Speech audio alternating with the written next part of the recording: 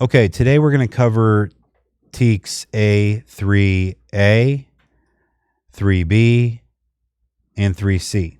We'll start here with TEKS 3A.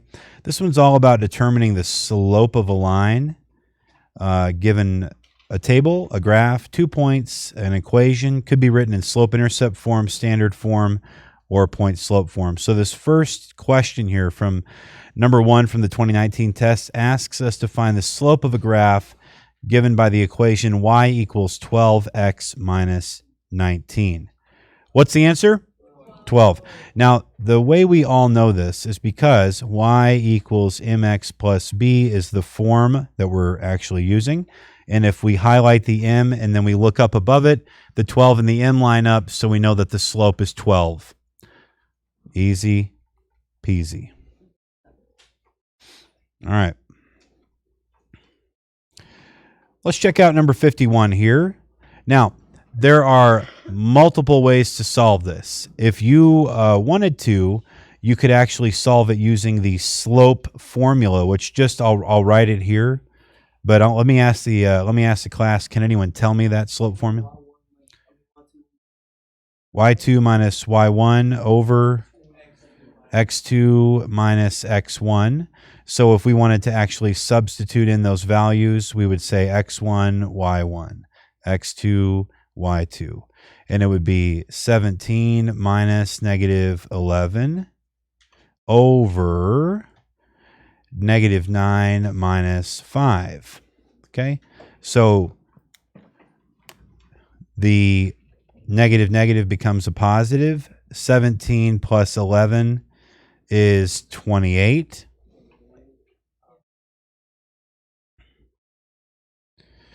And negative 9 minus 5 is negative 14. 28 divided by negative 14 is negative 2. If this is not how you wanted to solve it, you could set up an L1, L2 table.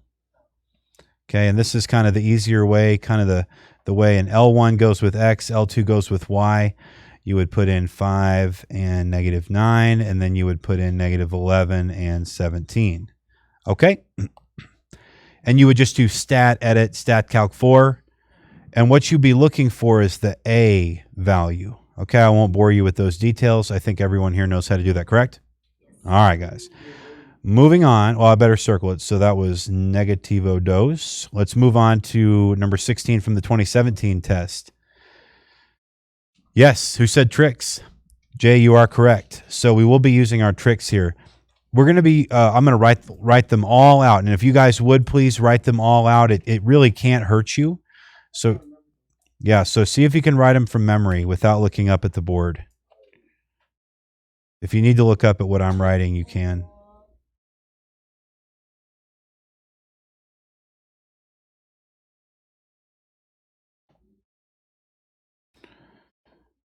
Okay.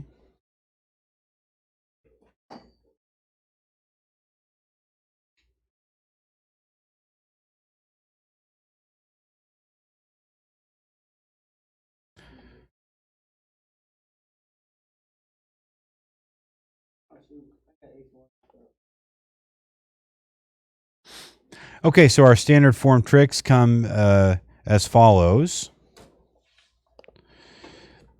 AX plus BY equals C is standard form. That's what this equation is in. One thing I want to do right away is just identify A, B, and C.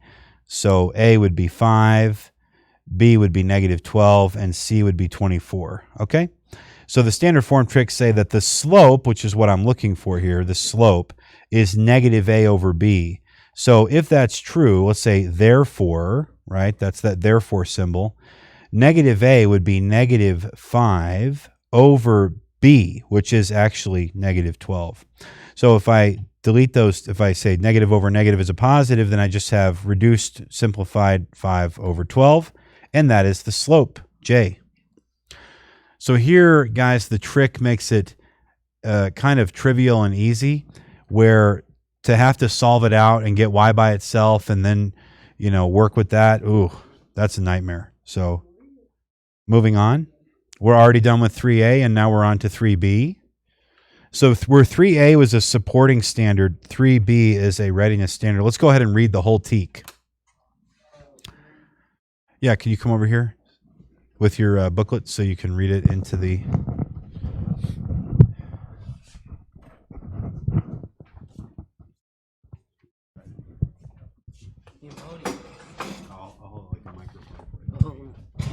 Calculate the rate of change of a linear function represented tabulaturly, graphically, or algebraically.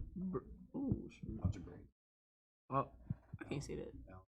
Algebraically, in context of mathematical and real-world problems. Not an easy sentence. It's filled with weird words. Okay, so yeah, calculate the rate of change of a linear function represented tabularly, graphically, or algebraically in the context of mathematical and real-world problems. So what I want to do here is just point out that this TEK is almost totally the same as the TEK that you just did. Let's highlight this word rate of change. For linear equations, what word do we use for rate of change? Thank you, Jay. We use the word slope. So every time you see the word rate of change in these problems for 3BR, you highlight it and write slope above it. What letter do we associate with slope? M. What about when it's on the TI calculator? A. Okay. So with all this in mind, okay, let's start with number 5 from the 2019 test. So if you had been here last year, this would have been a question on your exam.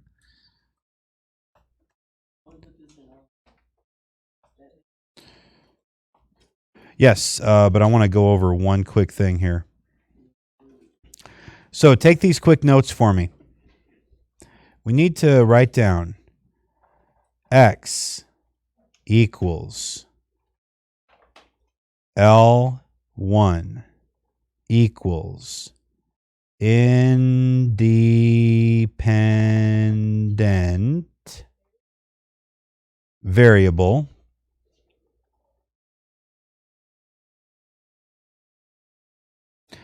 equals domain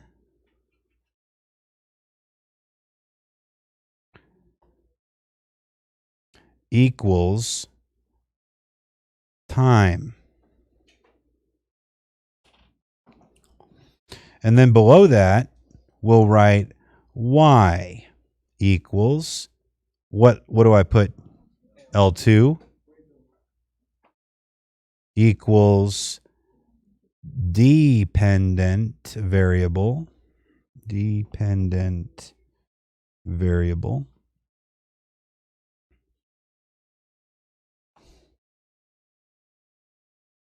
equals range. Correct. I heard it. I think Evan said it. Distance. And the reason we did that little quick review is because you have got to associate L1 with one of these rows and L2 with one of these rows. So what row does L1 go with? The top row, and that's because that's time. And then the second row has got something to do with distance, like height, so that would be L2. Guys, just go ahead and drop these into stat, edit, stat calc 4, enter, enter, enter, enter, enter, and we're looking for that A value.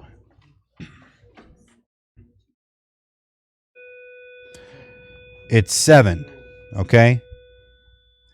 It's 7. And since we are kind of, y'all are kind of advanced, an advanced group here, I just want to go over how you would do it by hand. Okay, we would calculate the rate of change as the change in y over the change in x. Okay, the reason this is a little bit of a complex problem is because they do change in x up on top and change in y up on the bottom. So let's go ahead and calculate this. I want to give you a hint or a trick or a cheat code. Because this is a linear relationship, we only have to do this for 2 points. Okay, so from 1 to 3, that's plus 2. From 10 to 24, that's plus 14. And that's it. What's 14 divided by 2? So this is, just remember that slope is change in y over change in x, which equals 14 over 2, which equals 7. If we had done the stat edit stat calc and you just didn't remember all that good stuff, you still would have come out with the right answer. You still would have got A equals 7. So the answer is C7. Nice job. Moving on.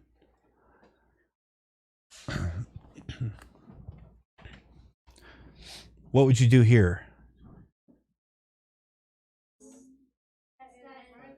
Stat edit. Let's do it. Let's do stat edit.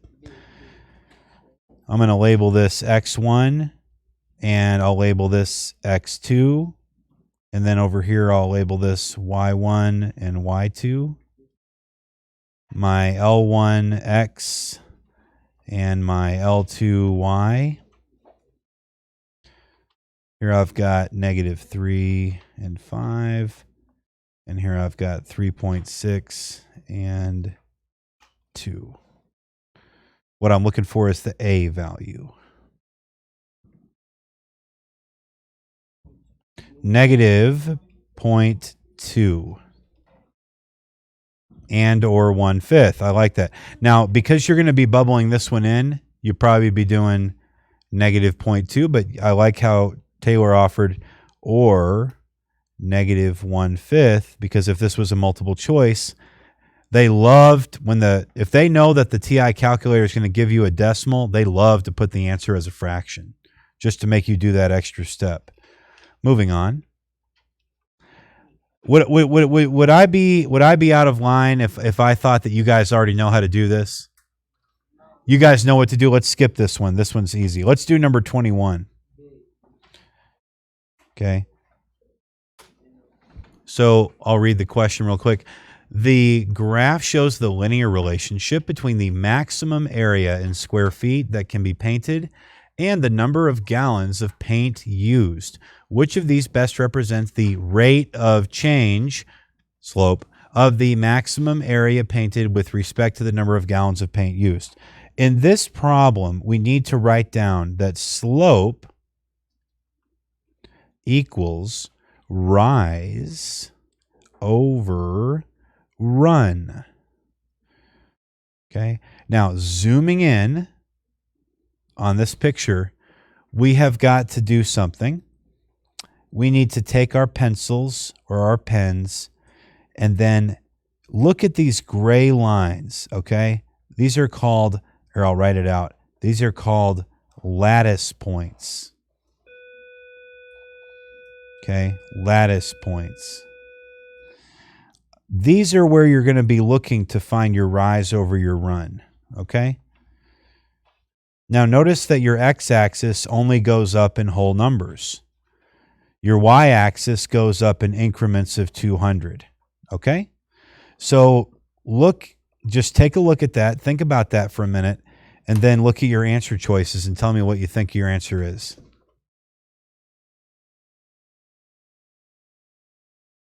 Hold up the number of fingers that would go with the letter.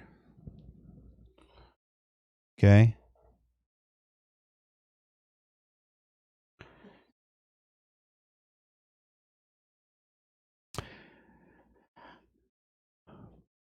Yeah, now earlier today I had a student tell me, well, the slope is 200 over 1/2.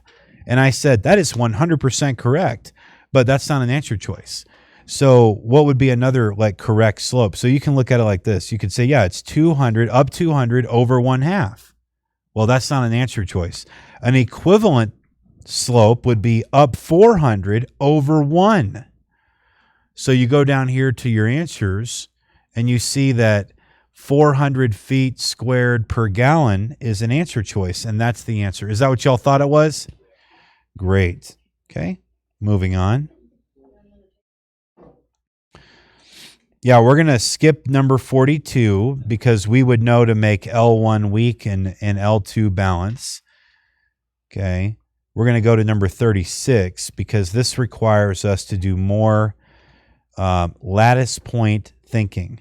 So here, let's read. The graph models the linear relationship between the temperature of the Earth's atmosphere and the altitude. What does that word mean, altitude?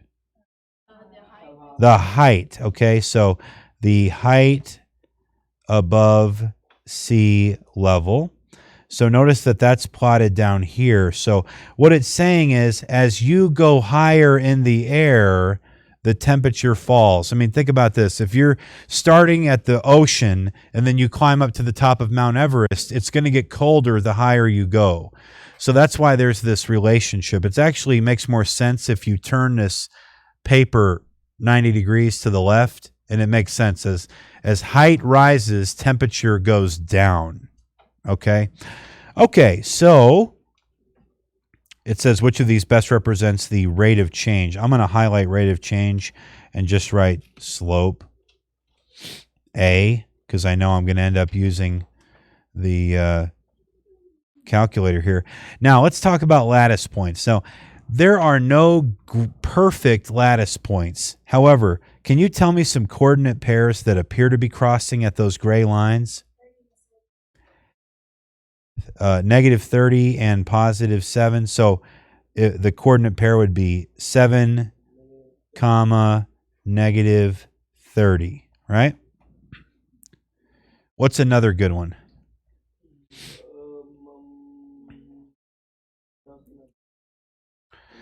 So I like this one. Remember to read it x, y. So it'd be 4, -10.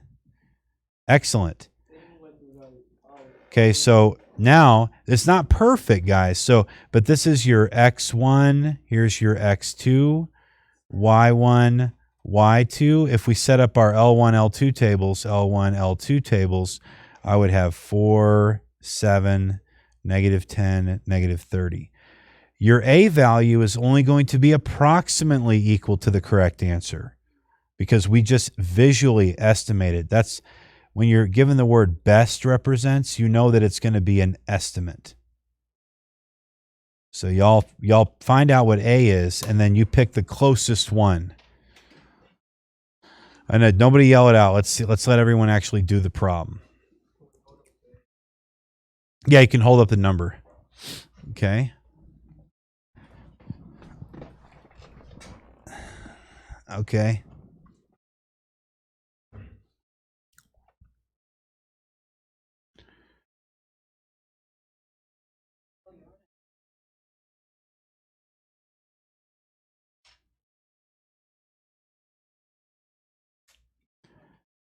I'm going to let everybody get this one, okay? No.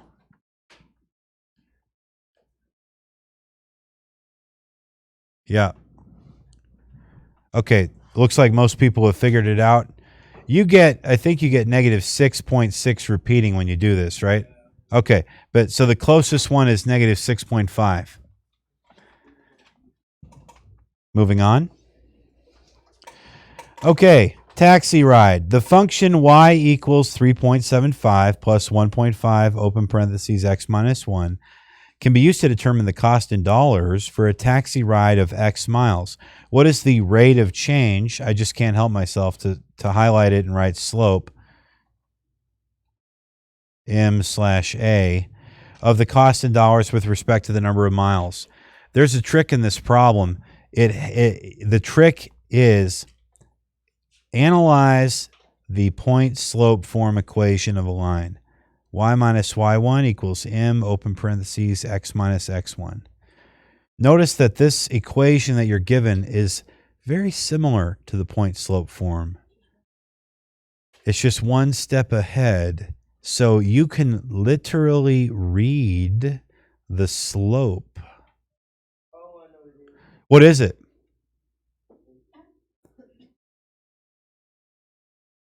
So look at how this parentheses and this m are situated. Say it. And what is the slope? Can you read the whole answer out? Yeah, $1.50 per mile, right? Did y'all notice that? See, this is one of the reasons we hammer these formulas home, because here all they've done is, like Jay said, they've done one step. They moved that 3.75 over, but it's basically in point slope form. So 1.5 is the slope. Moving on. Oh wow, we're already on 3C.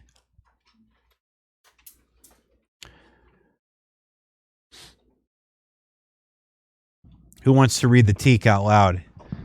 Jay was first. Come on down, sir. And then this microphone is just right here, so you can just talk normally and it'll pick it all up. Takes 3C. Graph linear functions on the coordinate plane and identify key features, including x-intercept, y-intercept, zeros, and slope in mathematical and real-world problems. Excellent reading. Thank you very much. There is one word that I just want to make sure you guys know what it means, and that is this word zeros. What does it mean?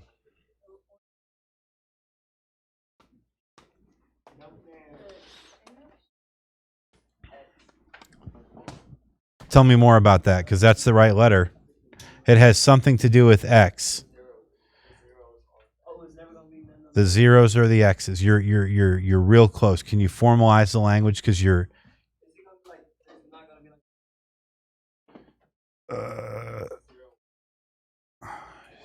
y'all are all very close. X is the root. That's right. It's the root. Here, I'll write that down. But that's so, you're so close. X is domain. Yes, true statements.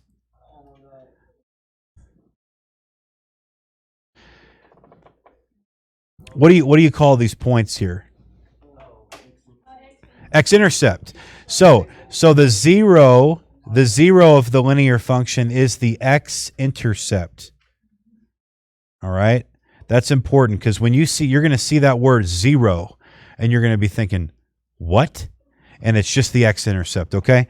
And guys, that zero, you're going to see it on quadratics as well, and it just means the x-intercept, okay? When you see zero, you think x-intercept. So with that in mind,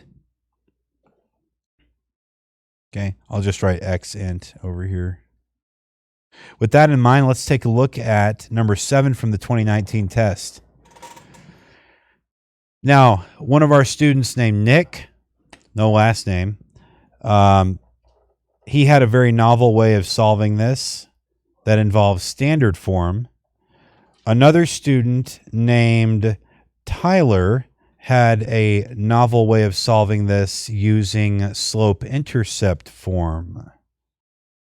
So which way would y'all like to go?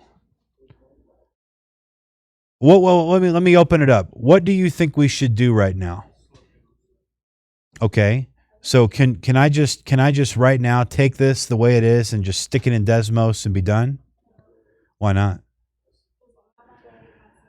Because Y is not alone. So what do we need to do? Okay, we're going to divide everything by 5. By -5, right? Mm-hmm. So you guys are taking the Tyler route. This is perfectly valid way of doing this. Works just great. Well, we can't. We would have had to go the Nick route to do standard form trick. And I'll show that route in a second. But let's do this. So that gives us y equals -6x over -5 is just 6 over 5x. And then what's 15 divided by -5? -3. Okay. Now you can stick that in the calculator. Or you can stick that in Desmos. You get to choose. But I'll tell you what Tyler did was he said to himself, or he said to me, hey, that's the y-intercept right there.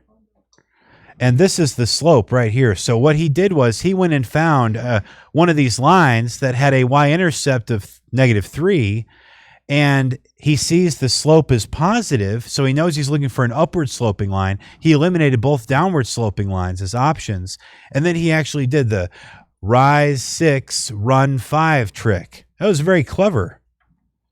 Let's use his method to figure this out. So we see that our slope m is positive. Okay, so m is positive. That means that these cannot be the correct answers. Okay, A and B have negative slopes. They're downward sloping. D can't be the correct answer because its y-intercept is positive 3. So on that alone, we've narrowed it down. But just so you know what Tyler did, he said, okay, negative 3. I go up 1, up 2, up 3, up 4, up 5, up 6, over 1, 2, 3, 4, 5. So up 6, over 5. Now, can I show Jay the quick trick with the standard form trick? Okay, so here was the trick. It was negative 5y equals negative 6x plus 15.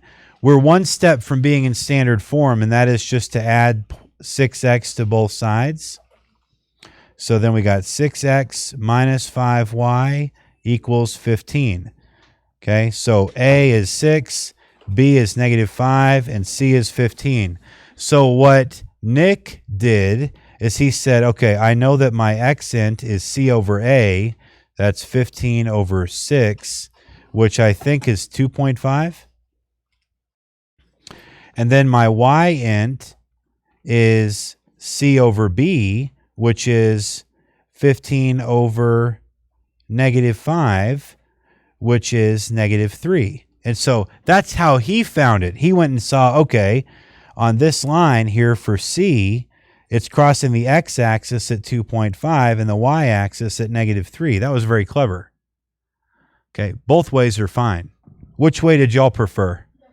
The first one? Okay, I thought so. So far, every class has preferred that first method. I just wanted to make sure you knew that, there's multiple ways to do that. Okay, moving on. We're almost done, guys, I promise. Okay. Now, this one here. They give you a blank graph. What do you think you should do? Graph it. Yeah. So someone come up here with the pen and plot the point on the graph 1, negative 9. Who's brave? Uzziah, coming on down.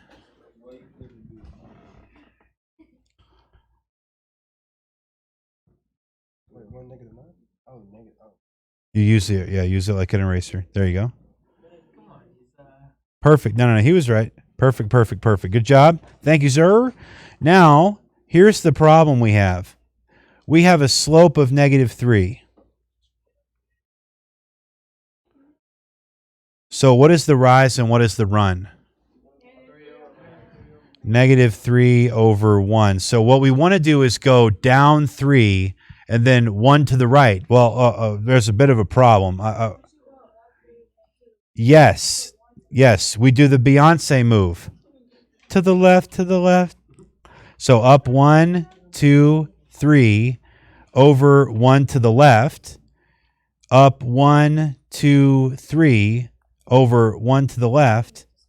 Up 1, 2, 3, over 1 to the left. And look at that. I've arrived at the x-intercept, and this is exactly what this thing asked me for, the 0 of f. So what's the answer? Negative 2. And I don't think there's any reason. The other way of doing it is to plug this into point slope form, then solve for y, then drop the y and put a 0 and solve for x. It's a nightmare. Let's move on. Okay. How about this one here? I want you to do this one in Desmos.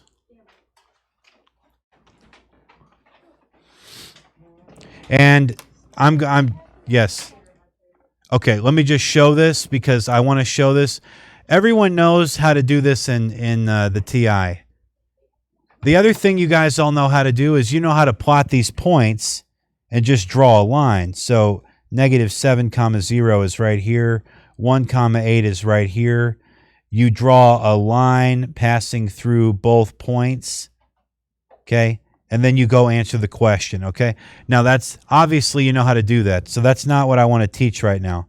What I want to teach is how to show, I want to show you something really cool that Desmos can do. So let's just pull up Desmos.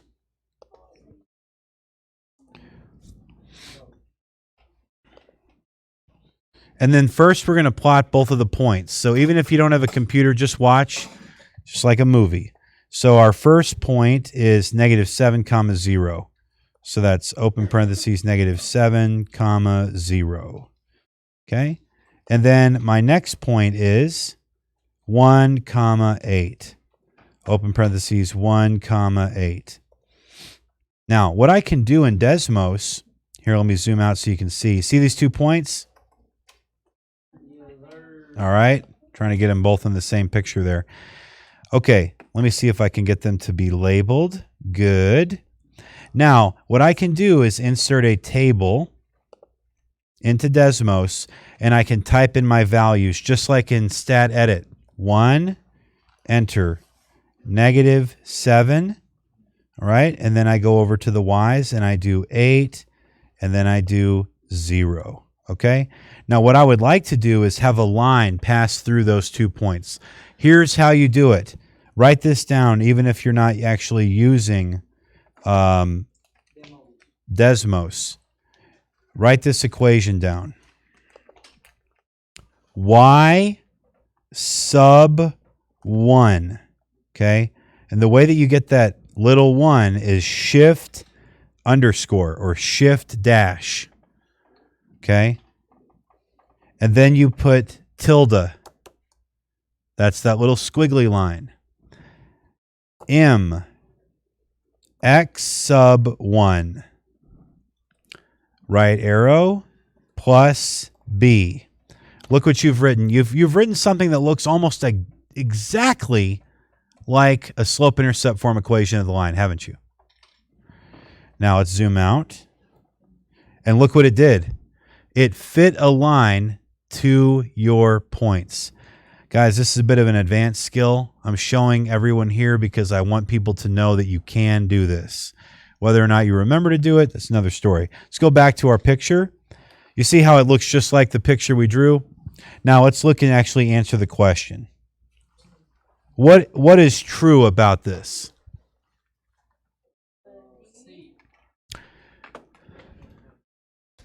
The x-intercept of the graph is -7. Okay? Right there. Moving on. We're almost done. 2 more to go. Can someone read this one out loud? You got to come over here. 2 more. We're going to skip one. Okay, I guess I'll be the reader. The water level of a river was measured each day during a 2-week period. The graph models the linear relationship between the water level of the river in feet and the number of days the water level was measured. Which statement best describes the y-intercept of the graph? Well, first of all, could someone scream out the y-intercept of this graph? 16. Is anyone in here 16 years old?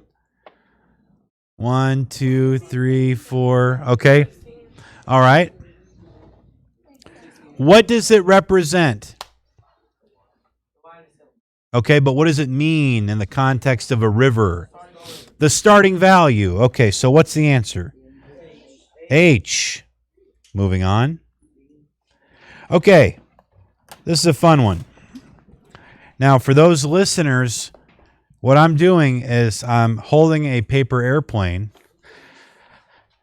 It says a paper airplane was thrown from the top of a tall building. The height of the paper airplane above the ground can be found using the function y equals -1.5x plus 60, where x is the time in seconds the paper airplane has been in the air. How many seconds did it take the paper airplane to reach the ground? Okay, so I am on top of a tall building. Okay, and that building, how high up am I? Say it. You had the right intuition. I'm 60 feet up. Okay, I throw the paper airplane. And what was the slope of that line? It was a negative slope, right? The paper airplane, it went down. It started here at 60. and then basically it went down.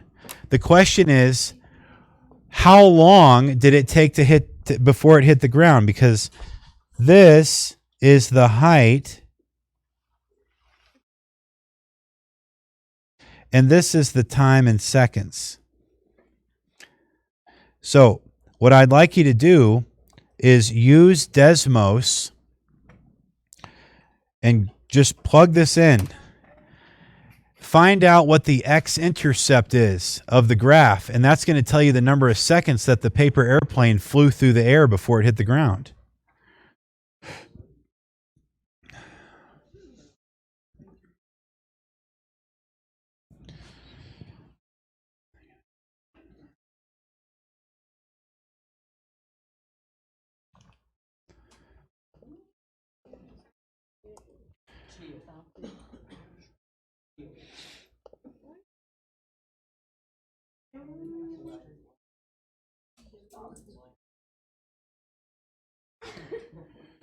Okay, is this what people are doing?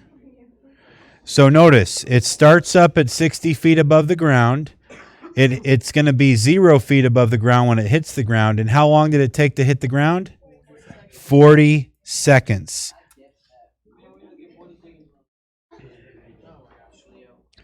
Okay.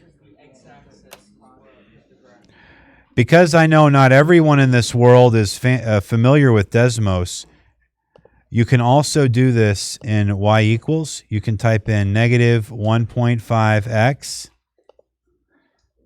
This almost feels like using ancient technology at this point. Plus 60, and then you can hit second graph. And notice where x is 0, y is 60. That's the y-intercept. Now I want to find the x-intercept. So I want to see where y is 0. So I'm going to have to go down. Remember these days, guys, when you had to go down, down, down forever? Wait, there it is. So where x is 40, y is 0, that's how I know the x-intercept is 40. Which way do you prefer, Desmos or TI? I got to tell you, Desmos for the win. Guess what? We're done. Congratulations. Good job. Thank you so much for watching. And now you guys are ready to go. Tomorrow, we're going to finish TEKS 3D, and then we're going to do our practice test. And then we're going to have one more big test, and we'll be done with TEKS 3, and we will be on spring break.